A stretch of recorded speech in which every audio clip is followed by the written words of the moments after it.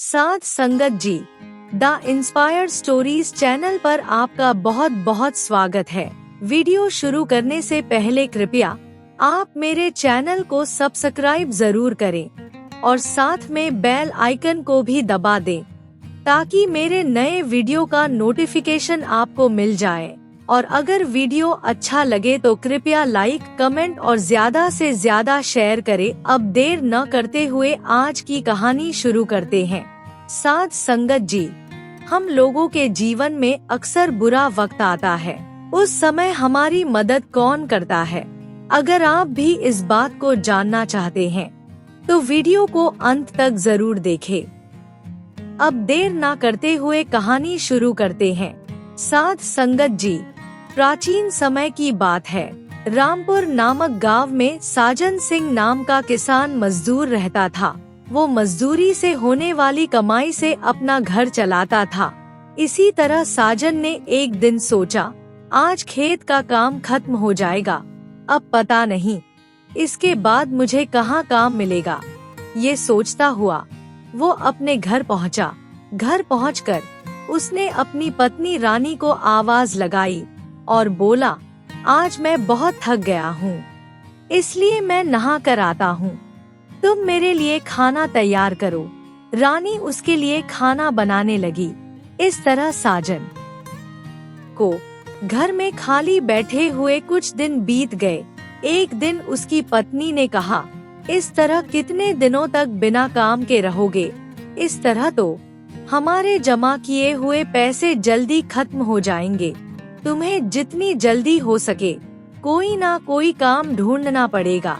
साजन ने उसकी बात सुनकर कहा, भाग्यवान तुम ठीक कह रही हो, लेकिन इस गांव में अब अगली फसल आने तक कोई काम नहीं मिलेगा और अगली फसल आने में अभी 6 महीने की देर है, इसलिए मैं इतना इंतजार नहीं कर सकता। रानी ने उसको कहा, तुम क्यों ना शहर में जाकर कोई काम ढूंढो। साजन ने उसकी बात सुनकर कहा, अगर तुम भी मेरे साथ काम करने चलोगी तो बच्चों का ख्याल कौन रखेगा? इसलिए मैं कल सुबह अकेला ही जाता हूँ और कोई ना कोई काम ढूंढ लेता हूँ। रानी ने उसको कहा, तुमको इस तरह शहर में जाते ही काम कौन दे देगा? तुम एक काम करो, पास के ही शहर में तुम्हारे बंसीलाल चाचा रहते हैं, तुम क्यों ना उनके पास चले जाओ। वो काफी अमीर हैं, उनकी जान पहचान भी काफी होगी, वो तुमको कोई ना कोई काम दिलवा ही देंगे।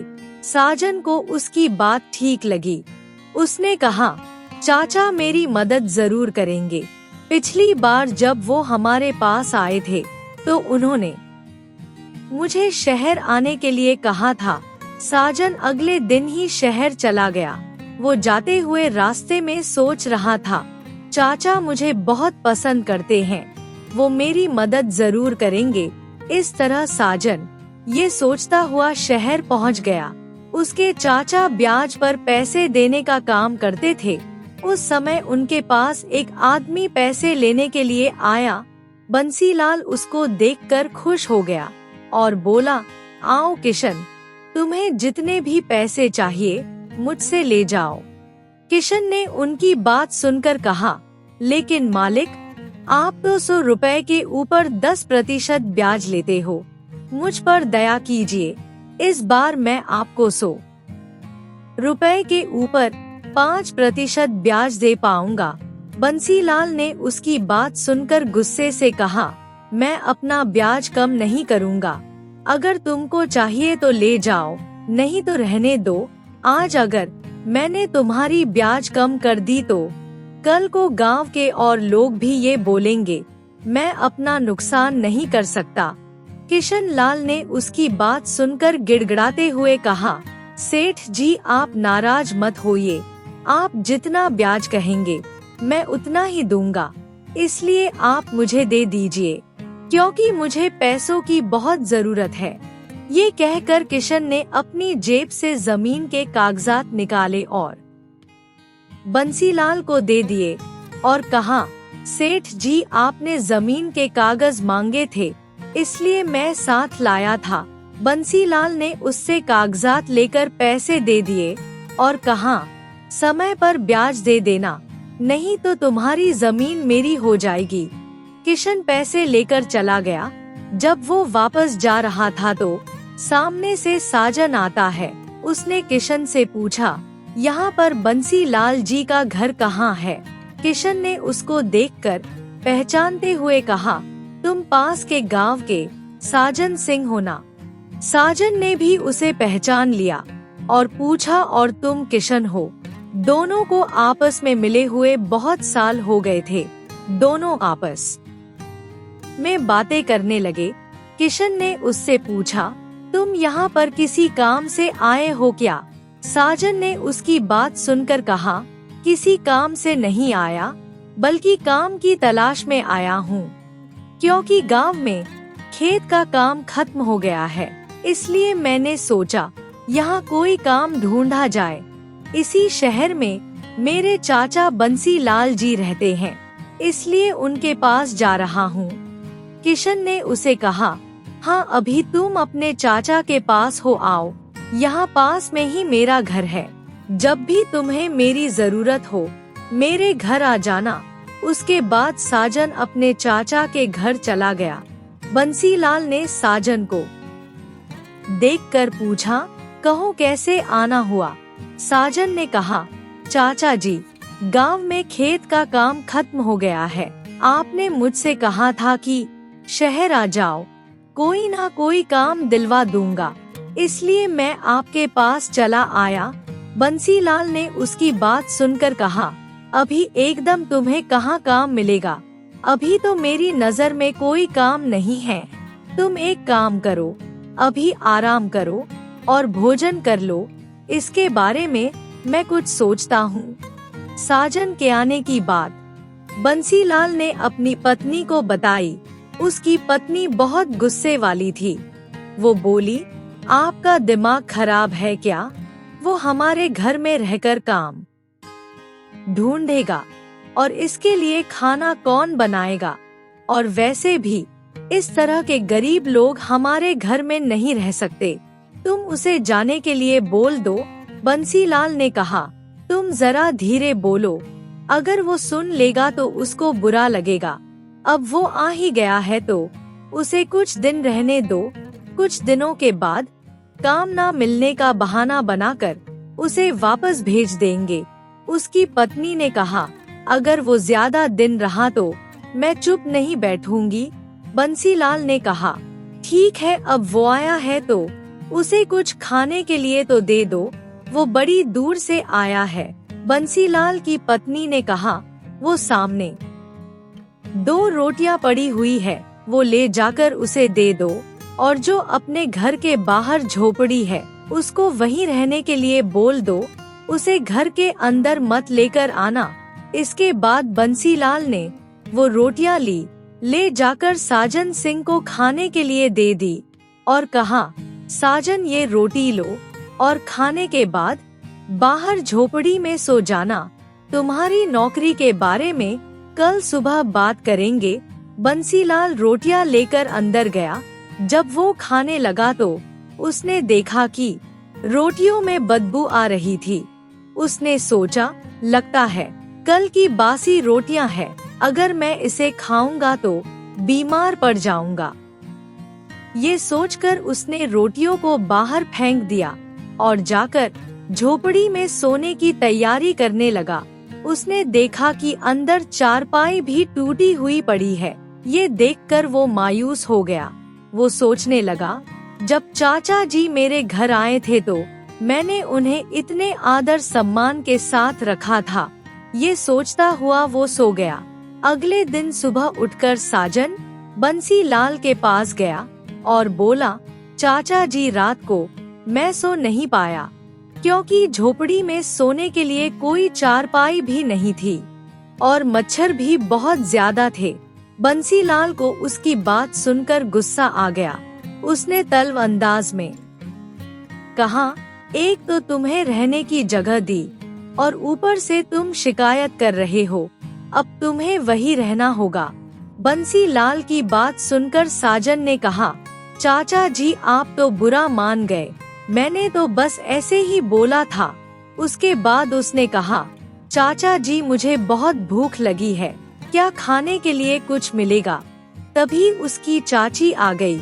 उसने साजन से कहा, ये लो, मैंने तुम्हारे लिए 2 रोटियां बनाई है, इसको खा लो। साजन रोटी खाने लगा और बोला, चाची ये रोटियां तो अच्छी हैं, कल रात तो आपने मुझे बासी रोटियां दे दी थी, उसमें इतनी बदबू आ रही थी कि मैं उसे खा भी नहीं सका, इसलिए मैंने उनको फेंक दिया था। ये बात सुनकर उसकी चाची गुस्से से बोली, ये क्या बकवास कर रहे हो? तुम कहना क्या चाहते हो? क्या मैंने तुम्हें बासी रोटी दी थी? उसके बाद उसने कहा, मेरे पास तो यही खाना है तो खाओ, नहीं तो रहने दो। साजन ने ये सुनकर कहा, चाची जी आप मुझे गलत समझ रही हो, मुझे लगा शायद आपने गलती से मुझे बासी रोटियां दे दी है। इस तरह जितने दिन भी साजन वहाँ रुका, उसे एक दिन भी ढंग का खाना नहीं मिला और ना ही सोने के लिए कोई ढंग की जगह दी गई। ये सब देखकर साजन बहुत दुखी हुआ। उसने सोचा, लगता है मेरा यहाँ रहना इनको पसंद नहीं है, तभी तो मेरे साथ इतना बुरा बर्ताव कर रहे हैं, जिससे मैं यहाँ से चला जाऊं। उसने सोचा, मैं जल्दी ही यहाँ से चला जाऊंगा। बंसीलाल ने उसको देखा तो पूछा, साजन क्या सोच रहे हो? साजन कुछ नहीं बोला। बंसीलाल ने कहा, ये सामने कुछ कपड़े पड़े हैं, इनको ले जाकर नदी में धोकर सुखा लाओ। साजन कपड़े लेकर नदी पर चला गया। साजन नदी पर कपड़े धोकर घर ले आया। उसके बाद बंसीलाल ने उसे घर का सामान लाने के लिए भेज दिया। वो घर का सामान लेकर शाम को घर वापस पहुंचा। इसके बाद बंसीलाल ने अगले दिन साजन को बुलाकर कहा, मैंने बहुत लोगों से तुम्हारी नौकरी के बारे में बात की, लेकिन किसी के पास अभी काम नहीं है, इसलिए अभी तुम अपने गांव वापस लौट जाओ। जैसे ही मुझे किसी काम का पता चलेगा, मैं तुमको खबर कर दूंगा। साजन ने उनकी बात सुनकर कहा, ठीक है चाचा जी, मैं अभी अपने गांव के लिए निकलता हूँ। साजन दुखी मन से ये सोचता हुआ वापस जा रहा था कि मैं इतनी उम्मीद से चाचा जी के पास आया था कि वो मुझे काम दिला देंगे, लेकिन काम की बात तो दूर है, उन्होंने तो मेरे साथ बहुत बुरा बर्ताव किया। ये सोचते हुए साजन वापस जा रहा था, तभी रास्ते में उसका दोस्त किशन उसे मिला। किशन ने उससे पूछा, क्या चाचा जी ने कोई काम दिला दिया? साजन ने दुखी मन से सारी बात किशन को बता दी। किशन ने उसकी बात सुनकर कहा, मैं तुम्हारे चाचा जी के बारे में पहले से ही जानता था, लेकिन वो तुम्हारे चाचा जी थे, इसलिए मैंने कुछ नहीं बोला। इस गांव में ऐसा एक भी इंसान नहीं है जो तुम्हारे चाचा जी को कोसता ना हो। फिर किशन ने कहा, चल छोड़ो, और पूछा, अब क्या तुम अपने गांव वापस जा रहे हो? साजन ने उसकी बात सुनकर कहा, गांव लौटने के सिवा मेरे पास अब कोई और चारा भी तो नहीं है, यहाँ बिना काम के मैं कैसे रहूँगा? किशन ने साजन की बात सुनकर कहा, अगर तुम्हें बुरा ना लगे तो मेरे पास तुम्हारे लिए एक काम है, मैं तुम्हें तनख्वाह के साथ खाना और रहने की जगह भी दूंगा। अगर तुम्हें कोई एतराज ना हो तो तुम कल से ही काम शुरू कर सकते हो। साजन किशन की बात सुनकर खुश हो गया। किशन ने कहा, मैं लोगों के घर जा जाकर दूध बेचता हूँ। अगर तुम मेरी मदद करोगे तो जो भी दूध बेचने से कमाई होगी, उसमें से कुछ हिस्सा मैं तुम्हें दे दूंगा। तुम्हारा काम सिर्फ ये है कि सुबह उठकर मेरे साथ गाय का दूध निकालना है और फिर लोगों के घर में जाकर देना है। साजन ने उसकी बात सुनकर कहा, मुझे मंजूर है, मैं तुम्हारे साथ काम करने के लिए तैयार हूँ। किशन उसको साथ लेकर घर आ गया। किशन ने घर आकर साजन के बारे में अपनी पत्नी को बताया। वो बहुत समझदार थी। उसने कहा, जो हो गया सो हो गया, अब आप दोनों खाना खा लीजिए। साजन खाना खाकर खुश हो गया। उसने किशन से कहा, आज बहुत दिनों बाद स्वादिष्ट खाना खा रहा हूँ। नहीं तो चाचा जी के यहाँ तो मुझे सूखी रोटियां ही खाने को मिलती थी। किशन की बीवी ने उसकी बात सुनकर कहा, भैया अब आपको रोज ऐसा ही खाना मिलेगा, इसे आप अपना ही घर समझे। ये सुनकर साजन की आंखों में आंसू आ गए। वो सोचने लगा, अपने लोगों से अच्छे तो ये है जिन्होंने मुझे इतना आदर सम्मान दिया। भोजन करने के बाद किशन ने उसे अपने घर के अंदर ही सुला लिया और कहा, अब तुम सो जाओ, सुबह मैं तुमको उठा लूंगा। साजन ने उसकी बात सुनकर अपने आंसू छुपाते हुए कहा, किशन मैं तुम्हारा ये उपकार कभी नहीं भूलूंगा। उसके बाद साजन आराम करने लगा और सोचने लगा, यहाँ कितना अच्छा महसूस हो रहा है। जितना कुछ किशन के पास है उतने में ही इसने मुझे कितनी इज्जत से रखा है। और दूसरी तरफ मेरे रईस चाचा जी हैं, जिनके पास सब कुछ होने के बाद भी कुछ नहीं है। ये बातें सोचता हुआ साजन सो गया। अगली सुबह किशन ने उसे उठाया और दूध निकालने के लिए कहा। किशन के साथ साथ उसकी पत्नी भी गाय का दूध निकालने लगी। किशन के पास 3 गाय थी। दूध निकालने के बाद किशन ने साजन से कहा, तुम मेरे साथ चलो, आज मैं तुम्हें वो घर दिखा दूंगा जिनके घर तुम्हें कल से दूध देना है। इस तरह वो साजन को अपने साथ ले गया। किशन ने अपने ग्राहकों से साजन का परिचय करवा दिया और उनको कहा, कल से ये आपके घर दूध देने आएगा। साजन बहुत समझदार था। उसके बाद रोज सुबह तीनों दूध निकालते और उसके बाद साजन और किशन अलग अलग जगह पर दूध देने के लिए चले जाते। इस तरह 1 महीना बीत गया। महीना पूरा होने के बाद किशन ने साजन को कहा और पैसे देते हुए कहा, ये तुम्हारे इस महीने की तनख्वाह है। अगर तुम कुछ दिनों के लिए अपनी पत्नी और बच्चों से मिलने के लिए जाना चाहते हो तो एक बार उनसे मिल आओ। साजन उसकी बात सुनकर कहा, किशन मुझे समझ में नहीं आता कि मैं तुम्हारा शुक्रिया कैसे अदा करूं। जो मेरे अपने रिश्तेदार थे, मेरे अपने थे, उन्होंने मुझे बेइज्जत किया और तुमने बचपन की दोस्ती को याद रखा और मेरी इतनी मदद की। किशन ने उसकी बात सुनकर कहा, तुम ऐसी बातें करके मुझे शर्मिंदा यूं कर रहे हो। इस तरह साजन ईमानदारी से काम करके पैसे कमाता और हर महीने पैसे घर भेज देता। इसी तरह से 6 महीने बीत गए। एक दिन साजन ने किशन से कहा, अब मुझे अपने गांव लौट जाना चाहिए क्योंकि अब मेरे गांव में भी काम शुरू हो जाएगा। किशन ने उसकी बात सुनकर कहा, ठीक है, अब तुम जाओ, लेकिन जब भी शहर आओगे तो मेरे घर ही ठहरोगे। साजन ने उसकी बात सुनकर कहा, किशन तुमने दोस्त के नाते मुझे इतनी इज्जत दी और मुझे काम दिया, ये बात मैं कभी नहीं भूलूंगा। और इस तरह साजन अपने गांव के लिए निकल गया।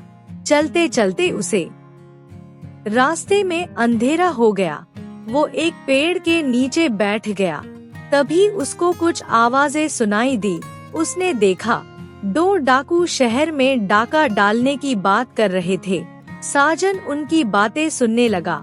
उसके बाद साजन ने सोचा, मैं इनका चुपचाप पीछा करता हूँ, सही मौका देखकर शोर मचा दूंगा। साजन उनका पीछा करने लगा। साजन ने देखा कि ये तो उसके चाचा जी के घर जा रहे हैं। वो समझ गया कि ये दोनों डाकू यही डाका डालेंगे। उसने सोचा, ये दोनों बहुत ताकतवर हैं, मैं अकेला इनका मुकाबला नहीं कर पाऊंगा।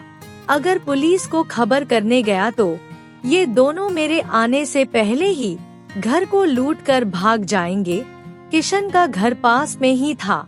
वो दौड़कर किशन को लेने के लिए चला गया और उधर डाकुओं ने बंसीलाल और उसकी पत्नी को बांधकर सारा धन लूट लिया। उसके बाद दोनों अभी घर से बाहर जा रहे थे कि तभी साजन और किशन ने सामने से आकर उनका रास्ता रोक लिया। साजन ने उनको कहा, अगर तुम अपना भला चाहते हो तो ये सारा पैसा यहाँ रखकर वापस चले जाओ, नहीं तो पुलिस तुम्हें नहीं छोड़ेगी। डाकुओं ने उनकी बात सुनकर कहा, तुम मेरा कुछ नहीं बिगाड़ सकते। ये कहकर उन्होंने किशन और साजन के ऊपर हमला कर दिया। साजन और किशन दोनों ही ताकतवर थे। कुछ झड़प होने के बाद उन्होंने डाकुओं से लूटा हुआ धन वापस छीन लिया। दोनों डाकू डरकर वहां से भाग गए। उनके जाने के बाद साजन ने किशन से कहा, ये दोनों तो भाग गए, अब चाचा जी का पैसा उनको वापस करके आते हैं। किशन ने उसकी बात सुनकर कहा, उन्होंने तुम्हारे साथ इतना बुरा बर्ताव किया और वैसे भी ये पैसे तो डाकुओं ने उनसे लूट ही लिए हैं। क्यों ना तुम इन पैसों को अपने पास रख लो और एक अच्छी जिंदगी गुजारो। साजन ने किशन की बात सुनकर कहा, किशन अगर मैं ये सब करूँगा तो मेरे और उनके बीच में फर्क क्या रह जाएगा। चल आजा अंदर, उनके पैसे वापस देकर आते हैं। दोनों ने अंदर जाकर देखा कि उसके चाचा और चाची बंधे हुए थे। साजन और किशन ने उन दोनों को खोला और सारे पैसे उनको वापस दे दिए। बंसीलाल ये देखकर शर्मिंदा हो गया। उसने कहा, साजन तुम कितने अच्छे इंसान हो, मैंने तुम्हें कितना बेइज्जत किया था, लेकिन फिर भी तुम चोरों से लड़कर पैसे वापस ले आए। मैं अपनी हरकत पर बहुत शर्मिंदा हूँ। साजन ने कहा, चाचा जी कोई बात नहीं, लेकिन ये सब कुछ मैंने अकेले नहीं किया, मेरे दोस्त किशन ने मेरा साथ दिया है। ये बताकर साजन वापस जाने लगा। उसको वापस जाते देखकर बंसीलाल ने कहा, तुम कब तक गांव में रहकर मजदूरी करोगे? मैं तुमको कुछ पैसे देता हूँ, तुम यही शहर में रहकर कोई अच्छा सा काम कर लो। लेकिन साजन ने मना कर दिया। बंसीलाल ने किशन से कहा, किशन मैंने जो तुमको पैसे दिए हैं, तुम्हें उसकी ब्याज देने की जरूरत नहीं है। जब भी तुम्हारे पास पैसे हो वापस दे जाना।